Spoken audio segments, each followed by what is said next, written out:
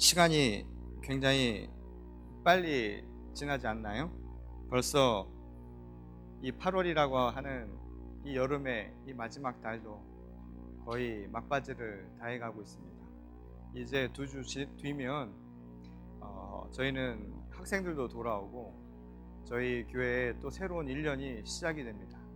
독특하게 우리 캠퍼스력을 따라서 저희들 9월부터 모든 시작을 하게 되는데요. 물론 신년의 시작도 시작이지만 우리 교회는 좋은 게 신년에도 시작, 새 학기에도 시작을 2번씩 하니까 우리가 다짐하고 결단할 기회도 그만큼 많아지는 게 아닌가 이런 생각을 해봅니다.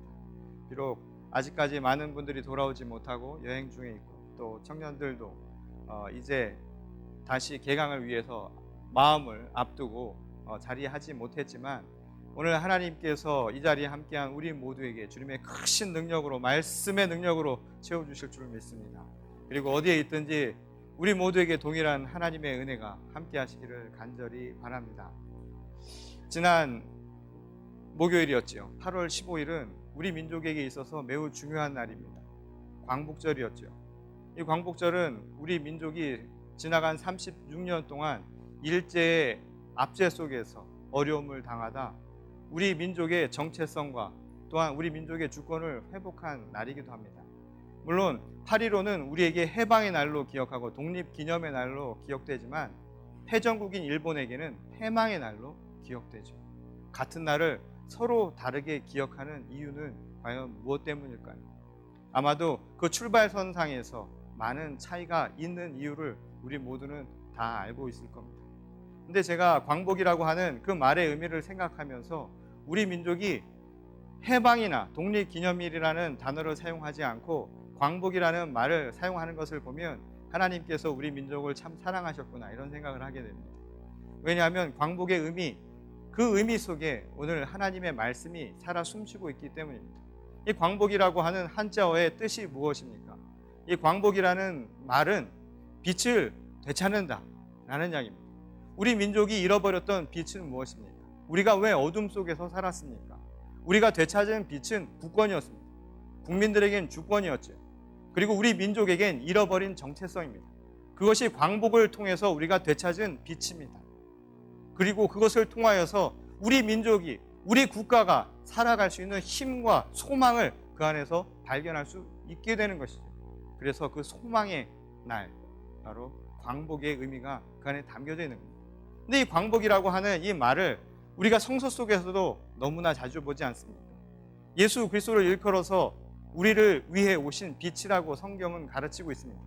빛이 우리를 찾아주셨습니다. 왜 그렇습니까? 광복입니다. 잃어버린 빛을 되찾게 하기 위함입니다. 그러면 우리가 잃어버린 빛은 무엇이었습니까? 그리고 되찾은 빛은 무엇입니까? 바로 하나님 나라의 주권을, 시민권을 우리가 되찾는 것입니다. 하나님으로부터 버림받은 것이 아니라 하나님의 자녀로 다시 그 의미를 되찾게 되는 것이죠. 이게 바로 그리스도 예수께서 이 땅에 오신 이유이고 그것이 바로 광복이 가지고 있는 참된 의미라고 말할 수 있다는 겁니다. 근데 이 광복은 말씀드린 대로 믿는 자에게 그리고 그리스도를 따르는 자에게 그 빛 가운데 사는 사람들에겐 소망의 날입니다. 희망의 날이고 새로운 시작의 날이라고 말할 수 있죠. 그러나 죄 가운데 살아가는 사람들, 그들에게 있어서 광복은요, 빛의 날이 아니라 그날은 멸망의 날입니다. 패전국 일본에게 그날은 패망과 그리고 나라가 자신들의 수모를 당했던 모멸스러운 날로 기억되는 것도 그와 같은 이치라는 것입니다. 오늘 참된 빛으로 오신 그리스도 예수, 오늘 그 빛을 되찾기 위해 광복의 의미를 소망하는 우리들, 믿는 자녀들, 바로 우리에게는 구원의 소망이 있습니다. 그리고 그것을 위해서 오늘 이 자리에 여러분 모두가 나오신 줄 믿습니다. 오늘 우리는 그 소망을 안고 돌아갈 수 있기를 바랍니다. 여러분 모두가 광복의 기쁨을 안고 돌아가십시오. 8.15 광복이 있던 날 많은 사람들이 쏟아져서 대한민국 만세를 외쳐 불렀던 것처럼 오늘 우리들도 이 기쁨의 날, 하나님의 말씀을 통하여서 거듭나는 바로 이 날 세상을 향해서 할렐루야를 외치며 나갈 수 있는 저와 여러분 모두가 되시기를 주님의 이름으로 간절히 축원합니다. 이 광복이요, 그런 의미에서 주님이 오신 이유, 그 사실을 말해준다 라는 것을 분명하게 알 수 있죠. 근데 오늘 우리가 읽은 본문의 말씀은 바로 그리스도 예수께서 오신 이유를 우리에게 이야기를 해주고 있습니다. 그리고 그것은 곧 광복의 의미이기도 하죠. 빛으로 오신 예수님이 이 땅 가운데 빛을 주기 위해서 오셨는데 그 이유를 두 가지로 오늘 본문 말씀은 가르쳐주고 있다는 겁니다. 그 첫 번째는 바로 49절의 말씀에 나오는 이야기입니다. 오늘 누가복음 본문 말씀의 49절에 보면 예수께서 이 땅에 오신 이유, 그 광복은 빛의 의미는 무엇인가 하는 것을 이렇게 이야기합니다. 불을 주러 왔다. 이 땅에 주님이 오신 이유는 다른 게 아니라 불 때문에 왔다는 겁니다. 불을 지르러 왔다는 겁니다. 우리 마음에 불 좀 질러주세요. 이런 뜻일까요? 불을 지르러 왔다. 물론 이 불을 지르러 온 것은 어떤 의미에서 성령의 불과도 그 의미를 상징적으로 생각해 볼 수 있을 겁니다. 그런데 당시에 예수님이 불을 지르러 왔다라고 선포할 때 그것을 듣는 많은 유대인들은요, 이 말을 들으면서 어떤 단어, 어떤 이미지가 연상됐을까요?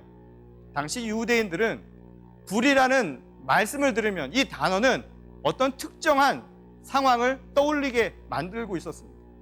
그 이야기는 바로 유대 율법에서 이야기했던 대로 바로 종말에 대한 상황입니다. 바로 하나님의 심판이 바로 불과 함께 올 것이다라는 것을 유대인들은 다 알고 있었던 것.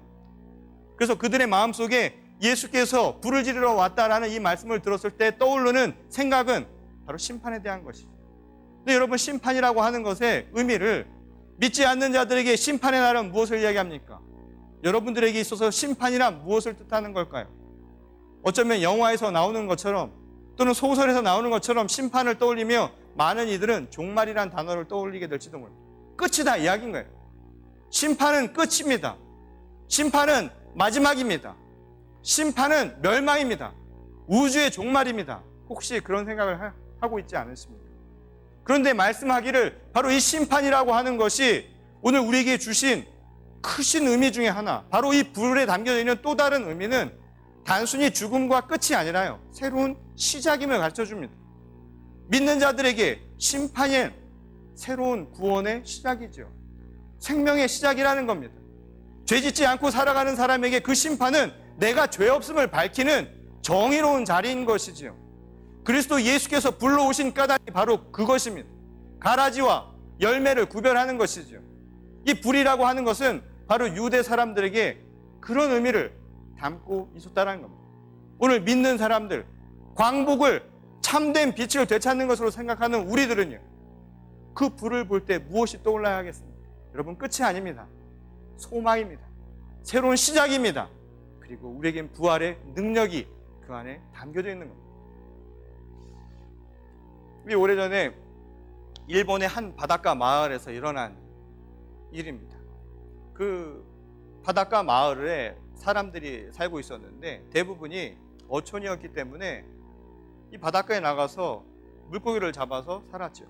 그런데 그 마을의 사람들이 먹고 살았던 주식은 이 뒤에 산 비탈을 깎아서 만든 이 논에서 나오는 벼농사, 그 쌀을 먹고 사는 게 그 마을의 주식이었습니다. 근데 대개 어촌이 그렇듯이 그 일본의 아주 작은 마을에서도 사람들이 어디서 촌락을 이루며 살았냐면 산 비탈이 아니라 그 밑에 바닷가에 접경해 있는 지역에 마을을 이루고 살았습니다. 그러다 보니까 이 산비탈 위를 깎아서 만든 이 논에서 이 벼농사를 짓고 나서 이것을 동물이 또는 어떤 해충들이 해칠까봐 사람들이 노심초사를 할 경우가 많았죠.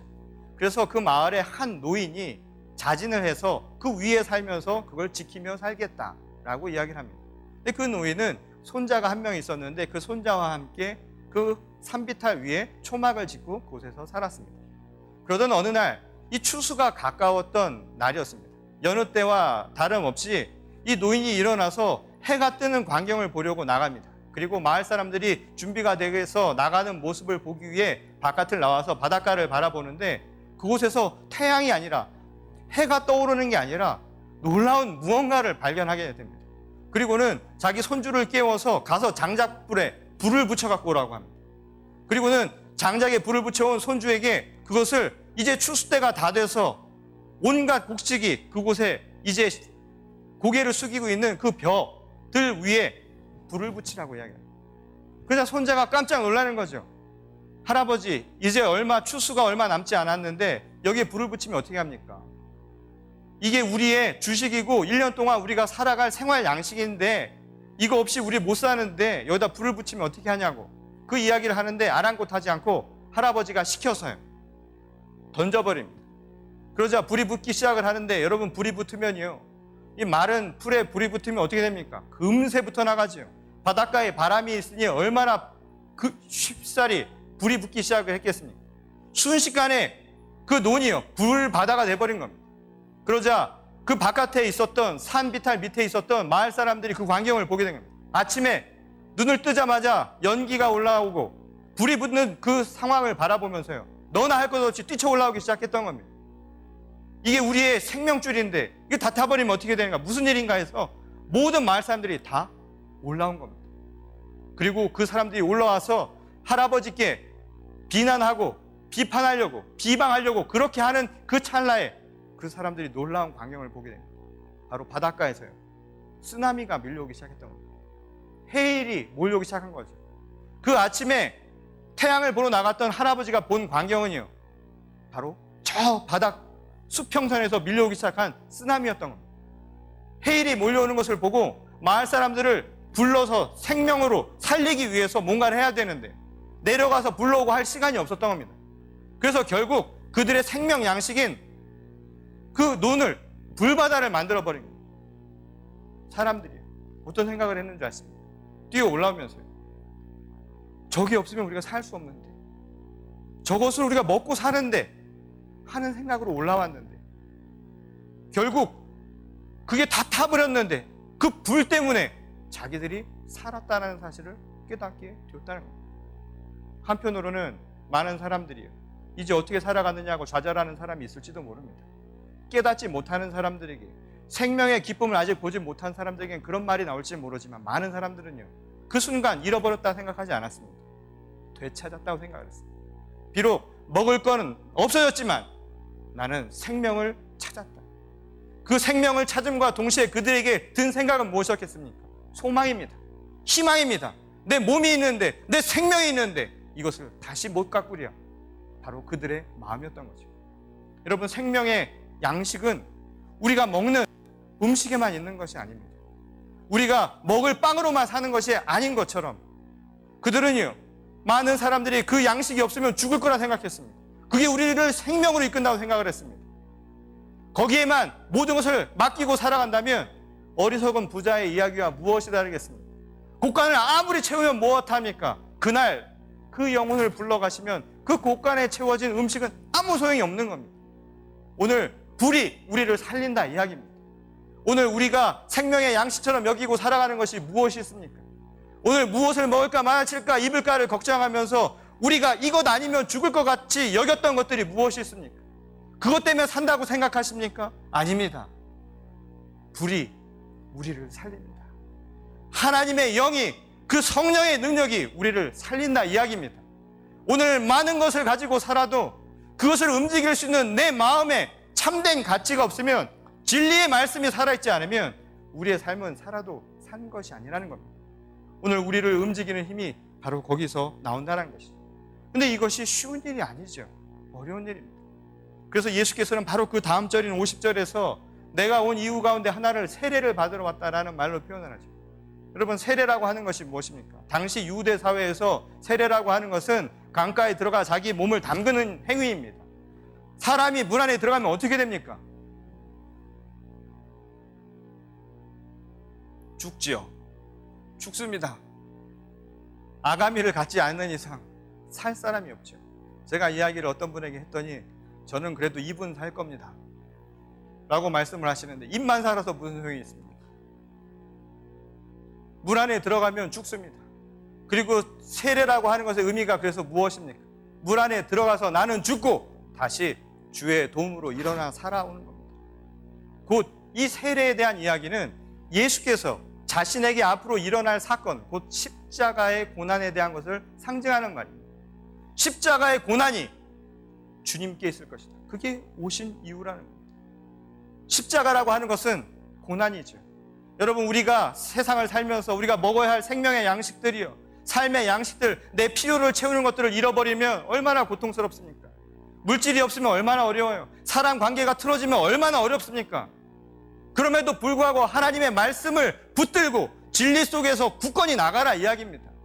비록 나는 죽을 것 같지만 나 하나 죽는 것이 아니라 그것을 통해서 다시 사는 능력이 우리와 함께 할 것이다 이야기하는 것이죠.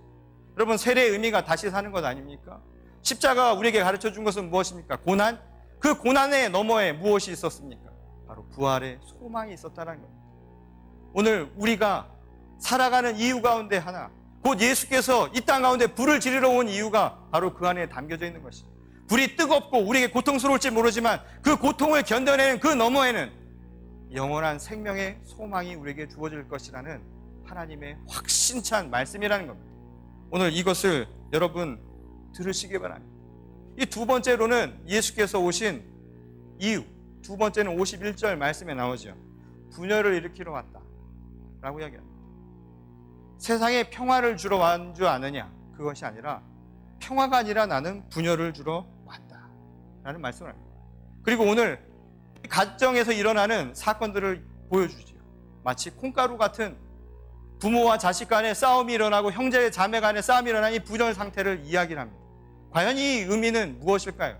예수께서 이 땅 가운데 평화가 아니라 분열을 주러 오셨다라는 이 말씀의 의미는 과연 무엇일까요?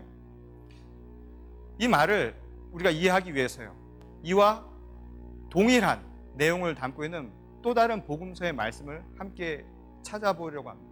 이 마태복음 10장 34절에서 39절 말씀은 오늘 이 누가복음의 말씀과 동일한 내용을 전하고 있는 복음서의 이야기입니다. 우리가 함께 한번 읽어보겠습니다. 같이 읽겠습니다. 너희는 내가 세상에 평화를 주려고 온 줄로 생각하지 말아라. 평화가 아니라 칼을 주려고 왔다. 나는 사람이 자기 아버지와 맞서게 하고 딸이 자기 어머니와 맞서게 하고 며느리가 자기 시어머니와 맞서게 하려고 왔다. 사람의 원수가 자기 집안 식구일 것이다. 나보다 아버지나 어머니를 사랑하는 사람은 내게 적합하지 않고 나보다 아들이나 딸을 더 사랑하는 사람도 내게 적합하지 않다. 자기 목숨을 얻으려는 사람은 목숨을 잃을 것이요 나를 위하여 자기 목숨을 잃는 사람은 목숨을 얻을 것이다. 아멘.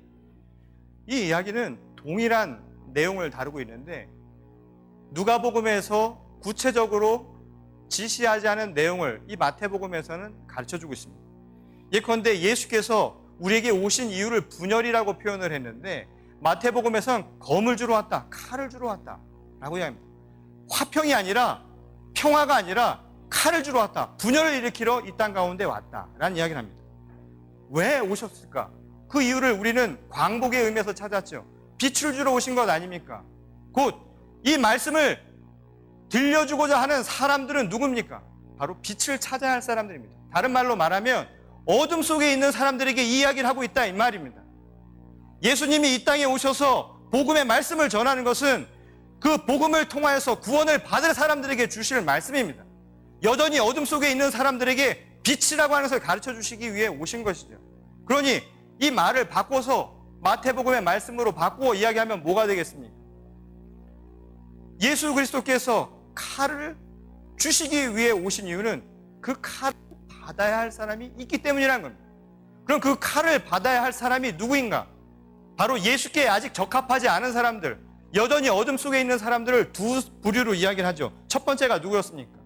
나보다 더 가족을 사랑하는 사람, 나보다 더 자기 부모와 자식과 형제 자매를 더 사랑하는 사람들, 이 사람들에게 내가 칼을 주려 왔다 이야기입니다. 두 번째로는 자기 십자가를 지고 주님을 따라가지 않는 사람들, 이 사람들에게 칼을 주려 왔다 지금 이야기를 하시는 겁니다. 근데 이 두 이야기는 어찌 보면 잘 이해가 가지 않지만 공통된 한 가지가 있습니다. 공통 분모가 있습니다. 그것은 무엇입니까? 바로 하나님을 중심으로 사는 것, 하나님의 말씀이 우선시 되느냐 안 되느냐 그 차이지요. 지금 자기 가족을 더 중요시 여기는 사람, 그리고 십자가를 지고 주님을 따르지 않는 사람의 공통점은 무엇입니까? 둘 다 자기 중심으로 살아가는 사람이지 하나님의 말씀대로 사는 사람은 아니라는 이야기입니다. 근데 우리가 상식적으로 생각해 볼 때 여러분, 가족을 생각하는 거 얼마나 중요합니까? 마치 이 이야기를 예수 그리스도를 통하여서 이 땅 가운데 그 말씀 속에서 살지 못하면 분열이 되는 현상을 이야기하는 것처럼 생각하는데, 이 이야기는 그보다 더 깊은 얘기를 우리에게 들려주고 있는 것이죠. 자기에 대한 이야기입니다. 많은 사람들이요, 가족을 생각할 때 어떤 생각을 갖고 살아가는 줄 아십니까? 부모가 자식을 희생하면서 키우는 것, 나를 위한 게 아니라 자식을 위해서 살아가는 것은 이타적인 삶이라고 많이 생각을 합니다. 그런데 천만의 말씀입니다. 여러분, 가족, 특히 부모가 자식을 사랑하는 거예요. 그거는 사람만이 갖는 특징이 아닙니다. 포유류, 적어도 모든 동물들의 공통된 특징은 어미가 자식을 생각하는 그 마음은요, 본능적인 것입니다. 지극히 당연한 것이에요. 그래서 우리 말에도 이런 말이 있죠. 부모가 자식을 제대로 사랑하지 못하고 버리고, 그리고 자식을 학대하고, 이런 부모를 보면 무슨 이야기를 합니까? 부모가 자식을 막대하고요, 험하게 대하는 그런 자식을 보면 우리 말에 무슨 이야기를 하는 줄 아십니까? 금수만도 못하다고. 그 말은 뭡니까? 금수도 가족은 챙긴다 이야기입니다. 우리가 세상을 살아갈 때 목적이에요. 오늘날 이 미국도 그렇지만 우리 한국 사회도 마찬가지입니다. 삶의 유일한 목적이 뭐예요? 부모들은요, 자식이에요. 죽을 때 내가 갖고 가는 거 뻔히 없는 거 알면서도 악착같이 죽는 순간까지 모으려고 하는 이유가 뭡니까? 자식 때문에, 자식 때문에. 자식 때문에. 그게 유일한 목적인 거예요. 그래서 희생도 합니다. 자식을 위해서 희생하면서 살아가는 거죠. 근데 그것이 잘못된 이야기냐? 오늘 예수님의 말씀을 잘못 이해하면 마치 그렇게 사는 게 잘못 사는 것처럼 이야기하는 것 같지 않습니까? 근데 이 이야기는 그 너머에 더 깊은 것이 있음을 우리에게 가르쳐준 거죠. 내 중심으로 살지 말라라는 이야기입니다. 예컨대 여러분, 일제시대에 친일파들이 있었죠. 친일파들이 뭐 특별한 사람들이 아닙니다. 친일파의 자손들도요, 자기 부모는 존경스러운 분들입니다. 희생한 겁니다. 그 험난한 시기에 나는 성공을 해서요, 자식들에게 좋은 땅 주고 싶어서 다 열심히 산 사람들입니다. 개인적으로 보면 가족 중심으로 살았어요. 희생하면서 자기가 세상 손가락질 받으면서 내 자식은 그래도 이 어려운 세상을 잘 살고 잘 배우고 열심히 살아서 성공하길 바라는 부모의 마음은 친일파나 독립운동하는 사람이나 매 한결같았을 거다 이 말입니다. 그런데 중요한 것은요, 그 중심만으로 살면 세상이 어떻게 되겠습니까? 진정한 평화가 우리에게 올 수 있겠습니까? 저희 부모님이 한국에서 식당을 하세요. 저는요, 저희 부모님이 하시는 식당에서는 아무 걱정 없이 먹습니다. 왜? 밥을 내주시고 반찬을 내주실 때 저희 부모님이 자식한테 주는데 아무거나 내주시겠어요? 그런데 저희 부모님은요, 파는 걸 주십니다. 이게 지금 상호를 이야기해도 되는가 모르겠네. 이런 게 방송이 되면 광고가 될 수 있을지 모르겠지만, 닭갈비를 하시는데 제가 가면 닭갈비를 주십니다. 파는 걸 직접 주세요. 그 무슨 얘기예요? 먹어도 안전한 거예요. 그래서 제가 식당에 가면, 특히 한국에 가면 식당에 갈 때 보는 게 있습니다. 전이들도 먹나를 봅니다. 주인도 먹나. 주인이 못 먹는 걸 내주면 자기들 거 다른 거 먹으면 벌써 마음에 동요가 일어납니다. 이거 먹어서는 안 될 것 같은 느낌이 드는 거죠. 악덕업자들이요, 돈을 벌기 위해서 사람들에게 막 파는 사람들이 있습니다. 몸에 해로운 것도 막 팔아요. 그러면서도 자기 자식에 대한 사랑은 끔찍해. 어떻습니까? 절대 안 먹입니다. 넌 먹지 마. 아이는 이유 모르죠. 왜 우리 부모님은 그걸 안 주는지 모르겠지만 자기만의 생각이, 가족도 마찬가지예요.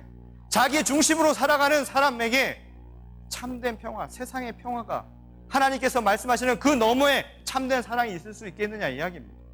여러분, 사랑이라고 하는 것은 위로의 사랑, 그리고 이웃 간의 사랑이 함께 가야 합니다. 밸런스가 맞아야 된다는 겁니다. 십자가의 어느 한 틈도 벌어질 경우에는 균형을 잡을 수가 없어서 서지가 않는 게 십자가의 모양새 아닙니까?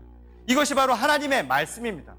예수 그리스도께서 이 땅 가운데 분열을 너에게 일으키러 왔다라고 하는 이 이야기의 핵심 속에는 바로 자기 중심으로 살아가는 이들에게 던지는 말씀이죠. 너희들에게 지금 필요한 것이 바로 무엇인가? 자기 소유에 집착하지 말고 살아가라는 그 말씀이 그 안에 담겨져 있는 겁니다. 그래서 마태복음 39절 말씀을 보면 이러한 사람들, 자기 가족을 더 중요시 여기고 그리고 십자가를 지고 예수 그리스도를 따르지 않으려는 사람들의 모습을 한마디로 이렇게 표현하죠. 자기 목숨을 얻으려는 사람. 거기서 한마디도 한 발자국도 벗어나지 않고 있다라고 이야기를 하고 있습니다. 곧 이 사람들에게 오늘 하나님은 검과 분열을 일으키러 이 땅 가운데 오셨다라고 말씀을 하고 있는 겁니다. 근데 왜 분열일까요? 왜 칼이라고 하는 말씀을 쓰셨을까요? 그것은요, 바로 오늘 우리의 현실입니다. 오늘 우리는 어둠을 어둠이라 생각하지 못하고 빛을 빛으로 생각하지 못하고 있는 이 시대를 살아가고 있습니다. 많은 사람들이요, 내 지금 현재 살아가고 있는 삶의 모습들이 자기의 만족 속에서 한 가지도 부족한 것이 없다고 생각하면 그 사람들은 어둠이라고 생각하지 않고 살아갑니다. 무슨 뜻인지 아십니까? 오늘 나라가 무너지고 나라가 국권을 잃어버려도 나 혼자 살아가는데 문제가 없으면 전혀 신경 쓰지 않는 세상이다 이야기입니다. 내가 오늘 예수 그리스도를 믿고 오늘 삶의 축복이 있습니다. 먹고 마시고 입을 문제 한 가지 문제가 없다고 하는 사람들에게는 어둠이란 남의 일입니다. 어둠 속에 살아가면서도 내가 어둠 속에서 살아가는지 살아가지 못하는지를 구별하지 못하고 있다 이야기입니다. 그래서 오늘 예수께서 하신 말씀이 바로 무엇입니까? 검을 주는 겁니다. 무슨 검입니까? 여러분, 성령의 검입니다. 말씀의 검입니다. 진리의 말씀이 오늘 이 현실 어둠을 갈라내라고 우리에게 가르쳐 주시는 겁니다. 오늘 우리의 현실을 바라보라는 것이죠. 우리의 폐부를 가르는 그 말씀으로요, 비록 그것이 쓰고 그리고 그것이 우리를 아프게 할지라도 고통스러울지라도 그 진리의 말씀을 붙들고 사는 것이 우리에게 참 생명을 주는 길이라고 말씀하고 있다는 겁니다. 오늘 저 산빛 아래 우리가 심어놓은 먹어야 할 것들, 그것만 봐도 내가 살 수 있다라고 하는 우리들에게, 그것이 어둠이 아니라 빛으로 생각하는 우리들에게 그것을 불로 태우면서까지 더 중요한 생명이 있음을 우리에게 가르쳐주고 있다는 것이죠. 그것이 바로 우리를 분열시키러 오신 이유요, 참된 광복의 의미라고 이야기를 하고 있는 겁니다. 여러분, 광복의 의미를 기억하십시오. 참된 빛을 찾으시기 바랍니다. 오늘 이사야의 말씀은요, 그 빛 가운데, 광복의 빛 가운데 살지 않으면 여러분, 포도원에 있어도 열매 맺지 못하는 들포도와 똑같다라고 이야기합니다. 내가 어둠 속에 있어서 빛을 받지 못하는데도 불구하고, 내가 해일이 몰려오고 쓰나미가 몰려와서 정작 내 생명이 위태한데도 불구하고 저 위에 있는 익은 곡식을 보면서 나는 살 수 있다라는 허황된 생각을 갖는 것과 똑같은 모습이라고 오늘 우리에게 말씀하고 있다는 것입니다. 오늘 그리스도 예수께서 우리를 찾아오신 이유를 아시겠습니까? 우리를 살리기 위해 이 땅 가운데 오신 겁니다. 이것을 위해서 그럼 우리에게 필요한 이 광복의 의미를 제대로 알기 위해 우리에게 필요한 것은 무엇인가? 오늘 심판의 날, 빛의 날, 8.15의 광복의 날, 믿는 자에게 희망과 소망과 새로운 시작과 구원의 날이 열리는 것과는 반대로 믿지 않는 자에게는 패망이요 멸망이 기다린다고 하신 그 말씀처럼 오늘 우리에게 이 광복의 의미를 알려주신 예수 그리스도의 말씀을 듣고 살아가는 우리들의 모습은 과연 어떠해야 하겠습니까? 제가 오늘 이 이야기로 오늘 말씀을 마무리하려고 합니다. 이 세상에 모든 에너지, 제가 이 물리학을 공부한 사람이 아니라 자신이 없습니다. 제가 틀리면 나중에 이야기를 해주세요. 제가 본 겁니다. 이 세상의 에너지, 이 에너지의 총합, 그리고 이 에너지의 움직임을 보면 이것과 유사하다라고 이야기합니다. 바로 나선형입니다. 이 나선형의 힘, 이 힘이라고 하는 그 강력한 에너지라고 하는 것이 이 나선의 모양과 같이 나타나는 경우가 많다라는 것이죠. 근데 실제로 이 나선의 힘을 통해서 나타나는 여러 가지 현상들이 있죠. 한번 보시겠어요? 이 우주의 모습도 그렇죠. 또 다른 거 한번 보여주시겠어요? 토네이도도 그렇지 않습니까? 이 나선형의 모습입니다. 근데 놀라운 거는 생명에도 이 나선의 힘이 자리를 잡고 있습니다. 한번 보십시오. 이 식물들이 자라나는데도요, 생명이 혼자 자라나면 안 되기 때문에 서로에게 빛을 나누기 위해서 나선형으로 자란다고 합니다. 이 나뭇잎들이 자라는 모습, 이게 에너지, 힘을 발휘하기도 하고요, 생명이 자라나는 모습이기도 하다라는 것이죠. 이게 나선이 가지고 있는 특징입니다. 근데 우리 일상 속에서 이 나선형의 아주 원리를 제대로 보여주는 게 있죠. 한번 보여주시겠어요? 이게 뭔가요? 볼트와 너트, 나사입니다. 제가 오늘 이 이야기로 마무리를 하려고 합니다. 그 다음 걸 한번 보여주시죠. 이 모습은 이 1904년경입니다. 제가 연도도 올라오면서 긴가민가 하고 올라왔습니다. 여러분 이것도 찾아보십시오. 요즘에 말 한마디 한마디가 조심스럽습니다. 이 볼티모어라고 하는 곳에 대화재가 일어났던 참상을 보여주는 상황입니다. 근데 아까 보여드렸던 너트와 볼트, 나사라고 하는 것이 처음 발명된 게 BC 3세기입니다. 알키메데스라고 하는 사람이 처음 만들어놨는데, 그 이후로 그 힘의 원리, 여러분 나사로 쪼이면요, 못으로 때리는 것보다 엄청난 힘을 갖죠. 여러분 이 다리도, 베이브리지나 금문교도요, 다 뭘로 연결되어 있습니까? 나사로 쪼아놨습니다. 최근에 베이브리지에 나사가 잘못돼서 문제가 크게 된 적이 있죠. 이 나사라고 하는 것이 엄청난 힘을 발휘하는데, 이것을 발명한 게 인류의 역사에서 BC 3세기부터입니다. 지금까지 계속해서 내려오는데, 그런데 문제가 한 가지 있습니다. 그 힘은 대단하다, 이겁니다. 그거 하나만으로 뭔가를 세울 수 있는 엄청난 힘을 가진 게 나사의 힘입니다. 근데 문제는 뭐냐? 맞아야죠. 너트도 볼트랑 맞아야 된다 이야기입니다. 맞지 않으면 아무 소용이 없는 겁니다. 실제로 이 사건은 이 당시 화재가 벌어졌는데요, 소방관들이 출동을 했습니다. 그래서 이 소방관에 물을 끼우는 것도 나사의 원리로 만든 것 아닙니까? 이 소방 호수에 끼우려면 나사처럼 돌려야 들어가는 것 아닙니까? 근데 문제는요, 안 맞는 거예요. 소방 전에 그 구멍과 이 소방 호수에 이 나사와 맞지를 않는 겁니다. 그 바람에 조기 진압에 실패하면서 이 대화재가 일어난 겁니다. 놀랍게도 1926년까지 나사에 대한 규격이 표준화가 세계적으로 이루어지지 않은 겁니다. 만들기는 엄청 만들어 놨겠죠, 나사라고 하는 거를. 근데 문제는 그걸 다 건드려 놓으면 어떤 게 맞는 건지 그거 끼우다가 볼일 다 본 겁니다.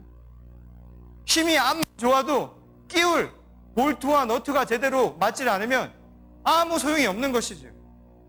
오늘 우리에게 주시는 말씀입니다. 그리스도 예수께서 이 땅 가운데 오셔서요, 오늘 이 나선의 큰 힘처럼 엄청난 에너지로 우리에게 생명의 능력을 알려주셨습니다. 생명의 의미를 들려주셨다 이야기입니다. 마치 토네이도가 불러일으키듯이 이 땅 가운데 와서 센세이션을 불러일으킨 것 아닙니까? 오늘 우리가 어떻게 살아야 하라고, 그 힘이 얼마나 큰 거냐고, 지난 2000년간 많은 사람들이 그 말씀을 힘입어서 살아온 것 아닙니까? 그런데 중요한 게 있습니다. 아무리 힘이 좋으면 무엇합니까? 그걸 끼울 볼트가 없으면 아무 소용이 없다는 거예요. 내가 참빛을 보여주었어도 그 빛 가운데로 내가 믿음으로 살겠다라는 고백이 없으면 그것은 아무 소용이 없다는 겁니다. 빛을 보여주어도 여전히 어둠 속에서 살아가기를 소망한다면 나에게 그날은 심판의 날이요 멸망의 날밖에 되지 않는다 이야기라는 겁니다. 오늘 이 8.15의 이날, 68년이 지난 이날, 일본 패망국을 한번 보십시오. 아무리 세상이 변화되고 세상이 평화롭게 돼도요, 자기 마음속에 깨달음이 없으면 매냥 엉뚱한 소리만 해대고 있는 겁니다. 변화가 없는 것이죠. 사람의 관계도 마찬가지입니다. 서로가 용서하고 용서를 받아주고 구하는, 서로가 나사와 볼트의 역할을 함께 합력하지 않으면 평화는 이 땅 가운데 이루어지지 않는다 이야기입니다. 오늘 하나님이 우리에게 주시는 그 놀라운 말씀을 아시겠습니까? 그 놀라우신 말씀 속에서 오늘 우리가 고백해야 할 모습이 무엇입니까? 믿음으로 참된 빛의 자녀들이 되십시오.